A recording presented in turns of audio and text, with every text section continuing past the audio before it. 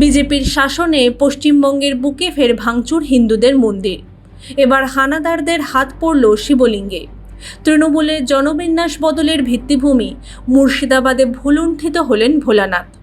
যে ঘটনায় প্রশ্ন উঠছে, কিভাবে এখনও এত ভয়ডরহীন এরা? সনাতনীদের শাসনে এই কাজের পরিণতি কি অজানা ছিল তাদের? প্রশ্ন আরও গভীর হয়ে ওঠে যখন একের পর এক ঘটনা ঘটতে থাকে মুর্শিদাবাদে। প্রশ্ন উঠছে, তাহলে কি পশ্চিম বাংলাদেশে পরিণত হয়েছে মুর্শিদাবাদ? তাই এত বেপরোয়া হামলাকারীরা? দীর্ঘ ত্রাসের অবসান ঘটিয়ে মোদিজির ভরসায় ভরসা রেখেছেন পশ্চিমবঙ্গের মানুষ।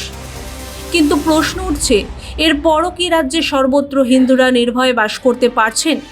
প্রশ্ন উঠছে কারণ রাজ্যে বিজেপি ক্ষমতায় আসার পরও একের পর এক মন্দিরে হয়ে চলেছে হামলা। বিশেষ করে মুর্শিদাবাদ জেলায় মন্দিরে হামলার ঘটনা উদ্বেগ বাড়াচ্ছে। বৃহস্পতিবার দিনে দুপুরে ফের খাস মুর্শিদাবাদ শহরে হামলা হয়েছে শিব মন্দিরে।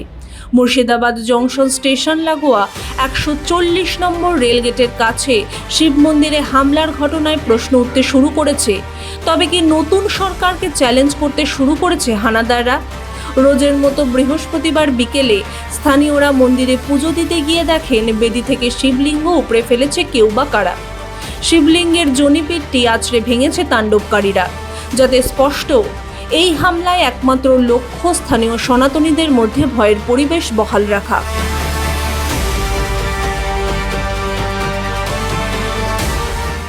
কি হয়েছিল এই মন্দিরে?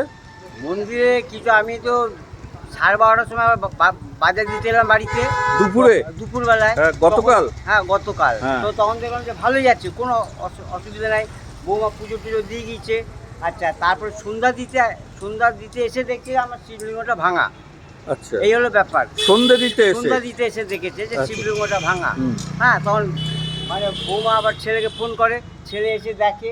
হ্যাঁ, ছেলে এসে দেখে এই জায়গাটা ছিল, মানে ওকে মানে মাথায় মেরেছিল, মাথায় শিবলিঙ্গটার মাথায় আঘাত করেছিল, কিন্তু ওই সময় মাথায় ভাঙতে পারেনি। তখন ওই সাইডে যে পাতাটা ছিল ওইটা ভেঙেছে ইট দিয়ে ঠুকে। আচ্ছা, এই হলো ব্যাপার। তারপর ছেলে ছিল থানায় গিয়েছিল, থানায় ডায়েরি বাই করে এসছে। হ্যাঁ, তারপর সবাই এসছে। হ্যাঁ, বজরংবাড়ি ওই শিবলিঙ্গটা কোথায় আছে? শিবলিঙ্গটা ঘরে রাখা আছে। আচ্ছা। হ্যাঁ, স্যার বললো যে তা ঘরে নিয়ে যান। নিয়ে আসবো, বার করে নিয়ে আসবো। আমি যাচ্ছি। আচ্ছা। আর তাহলে মনে হচ্ছে কখন হয়েছে এই ঘটনাটা? আমার যথাসম্ভব যে মানে সন্ধ্যার আগে তো বৃষ্টিটা হয়েছে, ওই বৃষ্টিটার সময় হয়েছে, কারণ বৃষ্টির সময় হয়তো রাস্তায় লোকজন ছিল না, সেই সময়টা হয়েছে। এর আগেও কি এরকম ঘটনা ঘটেছে? এর আগের ঘটনা বলতে, এর আগে সেই মন্দির থেকে, তখন তো পুরনো মন্দির ছিল, মন্দির থেকে মানে 3-4 বার চুরি হয়েছে। আমাদের মন্দিরে সোনার চোখ ছিল, চাঁদির পাদুকা ছিল। হ্যাঁ, ত্রিশূলের মধ্যে সোনার চোখ ছিল, ঘটের মধ্যে সোনার চোখ ছিল। হ্যাঁ, ওই ঘর যে বড় ঘর ছিল তার মধ্যে সোনার চোখ বসানো ছিল, সবই চুরি হয়ে গেছে। 3-4 বার চুরি হয়েছে। তো তার কোনো হদিশ পাওয়া যায়নি? হদিশ আমরা পাইনি। মুর্শিদাবাদের এই ঘটনাকে কোনো বিচ্ছিন্ন বা আকস্মিক উন্মাদনা বলে লঘু করে দেখার উপায় নেই। কারণ গত 4 মে রাজ্যে তোষণের সরকারের পতনের পরেও মুর্শিদাবাদে হিন্দুদের একের পর এক দেবস্থানে হামলা চলছে। এই ধারাবাহিকতা প্রমাণ করে যে রাজ্যের সরকার বদলালেও ওই অঞ্চলের সুনির্দিষ্ট কিছু জায়গায় জেহাদি ও মানসিকতার যে আধিপত্য গড়ে উঠেছিল তা রাতারাতি নির্মূল হয়নি। এরা ভেবেছে অন্ধকারের সুযোগ নিয়ে রাতের অন্ধকারে সনাতনের প্রতীকগুলোকে ধ্বংস করলেই বুঝি একটি জাগ্রত হিন্দুদের সন্ত্রস্ত করা যাবে। কিন্তু তারা ভুলে যাচ্ছে 4 দশক আগের আত্মবিস্মৃত হিন্দু সমাজ আর নেই। সেই সমস্ত অন্ধকার শক্তির উদ্দেশ্যে আমরা স্পষ্ট ভাষায় হুঁশিয়ারি দিতে চাই, সময় বদলেছে এবং সময়ের সাথে সাথে সনাতনী সমাজের সহ্যের সীমাও আজ শেষ প্রান্তে ঠেকেছে। মন্দির প্রাঙ্গণে ছড়িয়ে ছিটিয়ে থাকা শিবলিঙ্গের প্রতিটি ভাঙা অংশ আজ হিন্দুদের মনে ক্ষোভের আগুন জ্বালিয়ে দিয়েছে। যারা ধর্মীয় সম্প্রীতি বিনষ্ট করার এই ঘৃণ্য খেলায় মেতে উঠেছেন তারা জেনে রাখুন, সনাতনী সমাজ আজ সংগঠিত। নতুন প্রশাসনের ওপর আমাদের আস্থা রয়েছে এবং প্রশাসনের পক্ষ থেকে দ্রুত অপরাধীদের শনাক্ত করার আশ্বাসকে আমরা স্বাগত জানাই।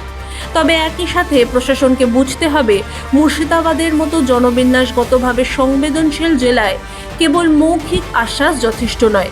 যদি এই ধরনের কাপুরুষোচিত আক্রমণ অবিলম্বে বন্ধ না হয়, তবে আইনি পরিধির মধ্যে থেকে যে গণপ্রতিরোধের সৃষ্টি হবে তার তীব্রতা সামলানোর ক্ষমতা কোনো দুষ্কৃতী বাহিনীর থাকবে না।